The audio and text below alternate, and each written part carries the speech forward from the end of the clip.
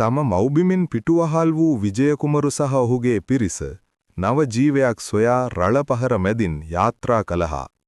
හිරු උදාවත් සමගම ඔහු මීදුමෙන් වැසී ගිය අබිරහස් සහ නිහඬ දූපතකට ළඟා වූහ. නමුත් නොපෙනෙන දැස් ඔවුන් දෙස බලා සිටියේය. මන්ද මෙම භූමිය යක්ෂ ගෝත්‍රික කුවේණී රෙජිනට අයත් වූවක් බැවිනි. විජය කුමරුගේ ධෛර්යය කුවේණියගේ මායාව බිඳ දෙමු අතර ඔවුන්ගේ දෙනෙත් පළමු වරට එකිනෙක හමු විය. කුවේණිය විජය කුමරු තම රහස් මාලිගයට කැඳවාගෙන ගිය අතර එහිදී ඔවුන්ගේ බැඳීම රහසින් දලුලා වෙඩුනි. කුමරු සහ යක්ෂ රැජින අතර ප්‍රේමය මල්පල ගෙන්වෙද්දී යම් කාලයකට එහි සාමය රජ විය. විජය කුමරු රාජධානියක් ගොඩනැගූ අතර නව ආරම්භයක සංකේතයක් ලෙස කුවේණිය ඔහුට දරුවන් දෙදෙනෙකු ලබා දුන්නාය.